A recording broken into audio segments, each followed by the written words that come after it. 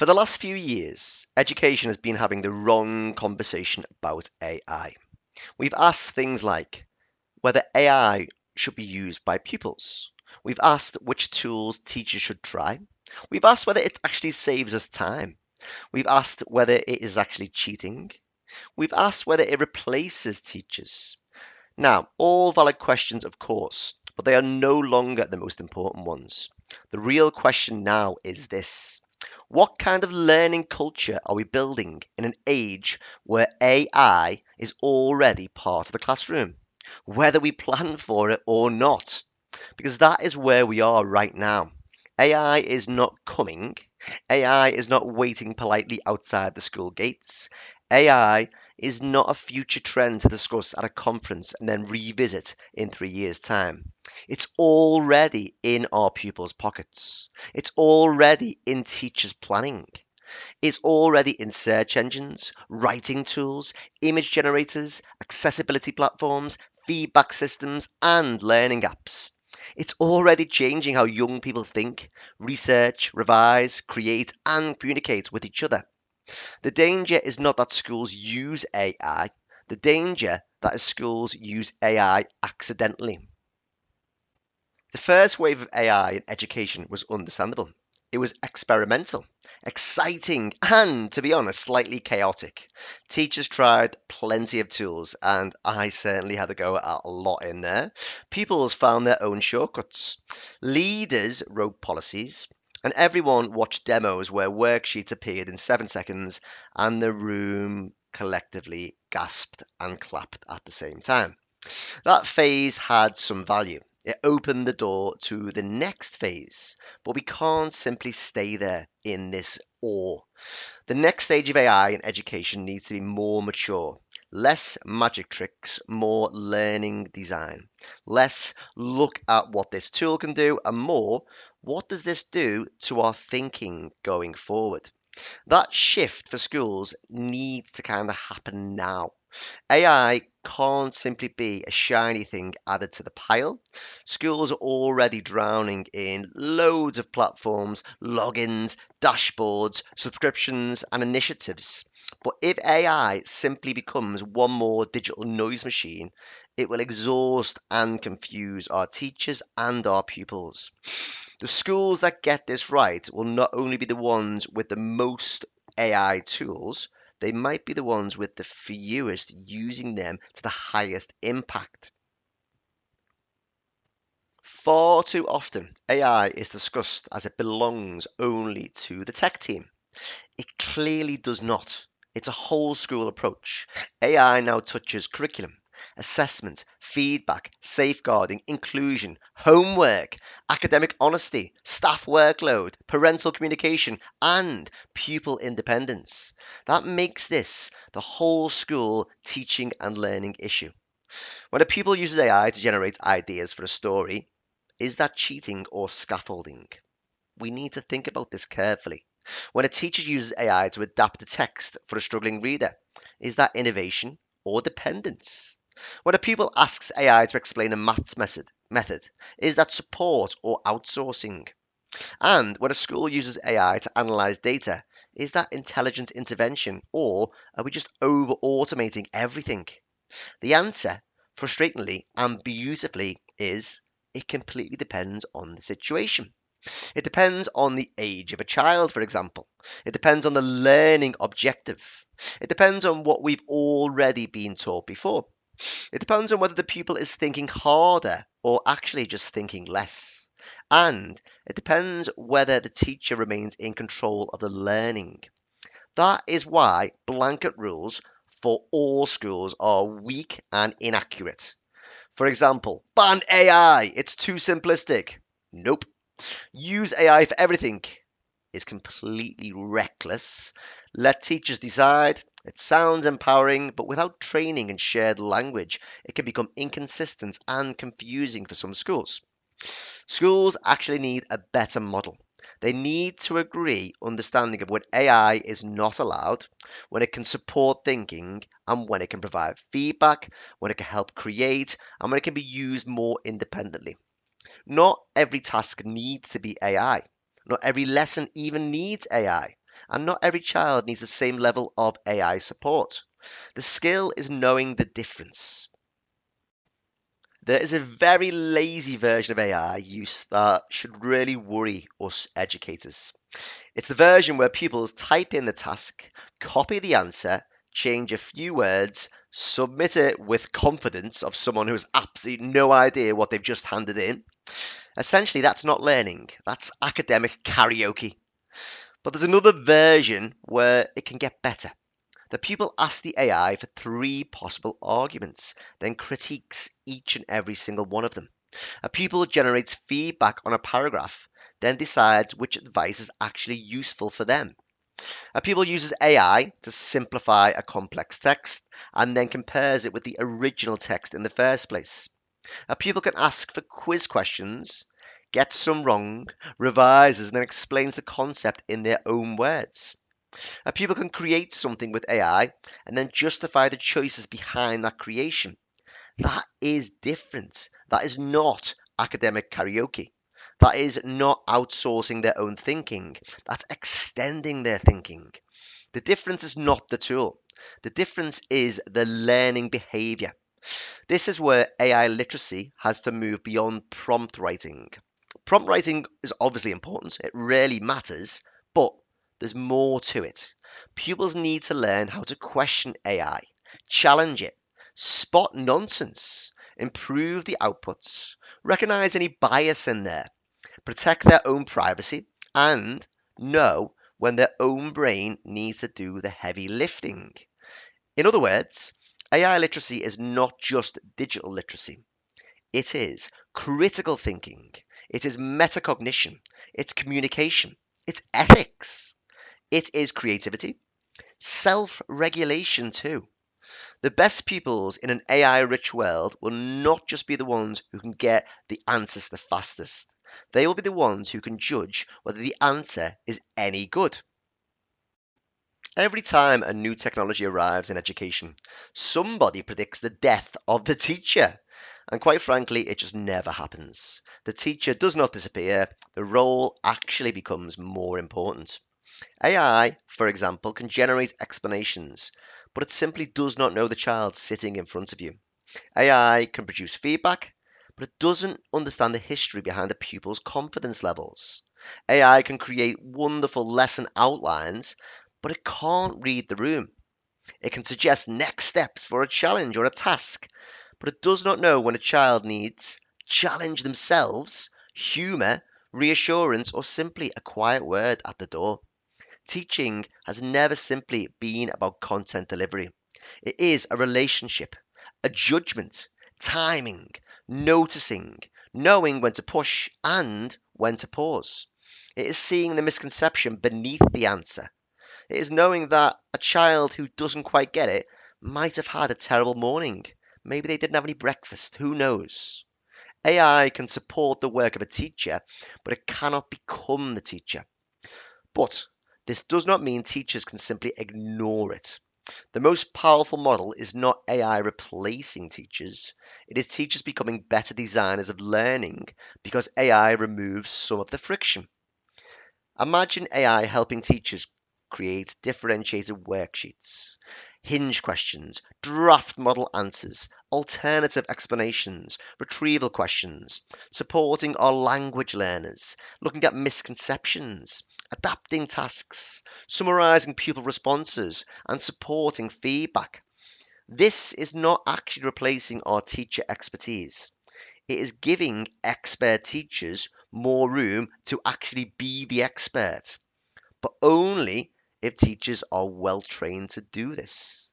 A teacher given AI without training is not empowering. They are simply handed another thing to feel guilty about because they're not using it properly. Now, one of the biggest selling points of AI in education is that it actually saves us a lot of time. That matters. Teacher workload is real. Anything that reduces unnecessary admin, repetitive formatting, resource creation, and low value tasks deserves our attention. But saving time is not enough anymore. If AI saves a teacher 30 minutes but produces a weaker learning experience, that is not actually progress. If AI creates resources quickly, but they are bland, generic, or disconnected from pupils, that is not innovation. And if AI makes marking faster, but feedback becomes less personal, less accurate, that is not improvement. The real goal here is not actually speed.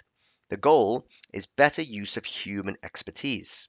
AI should help teachers spend less time on things that drain them and more time on the things that matter.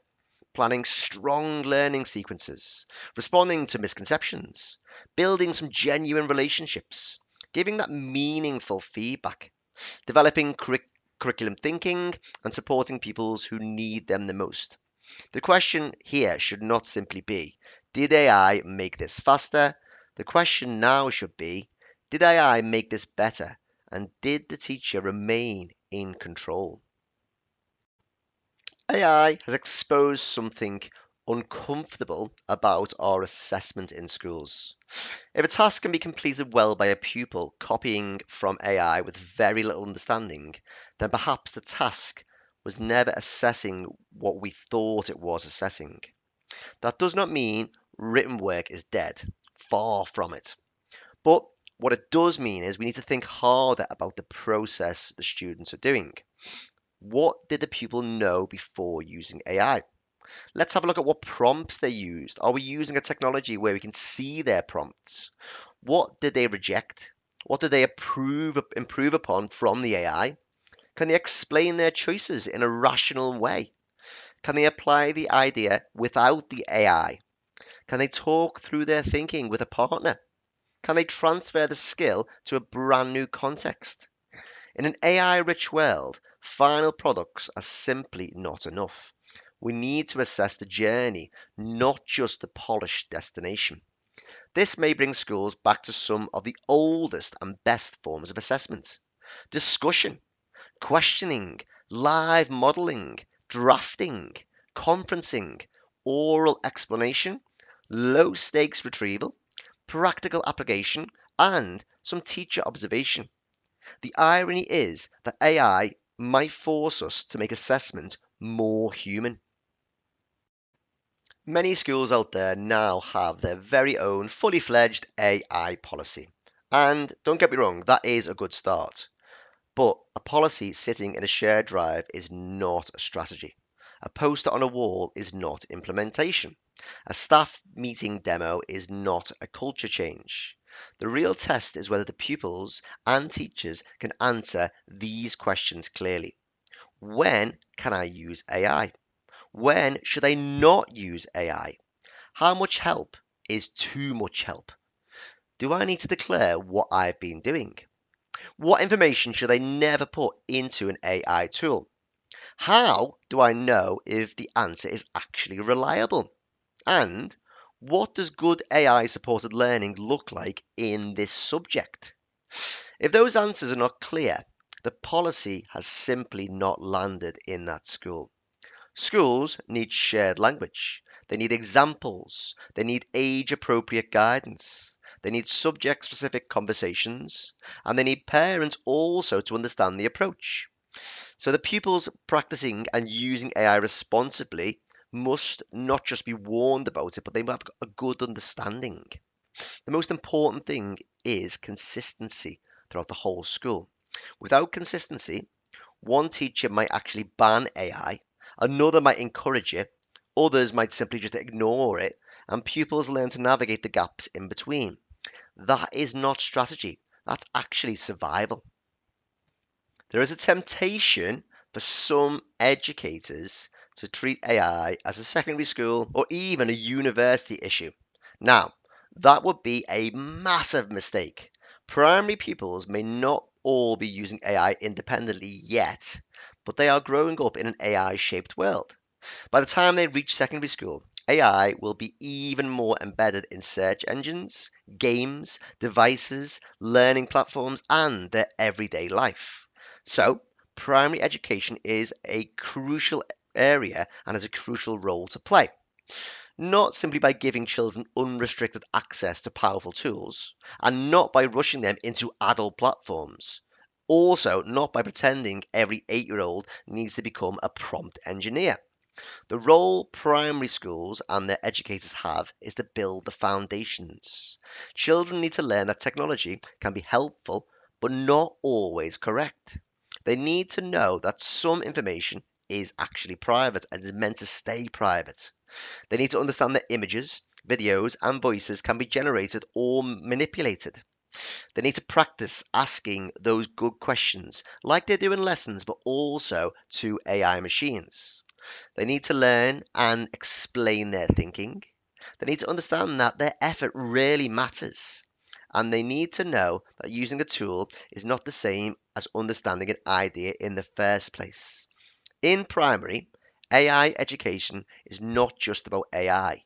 It becomes curiosity, honesty, independence, safety, and critical thinking skills. This is exactly why it matters at this age range.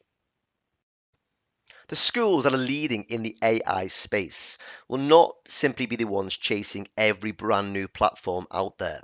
They will be the ones building a thoughtful AI culture from within. That means that teachers are fully trained and not just told what to do. Pupils are guided and not just merely warned. Parents are fully included in the process and not left second guessing as to what to do. Policies are practical, not performative. And assessment must value the process, not just the product at the end. AI is used where it deepens learning, not where it dilutes it. And a key one, human judgment stays at the center of everything.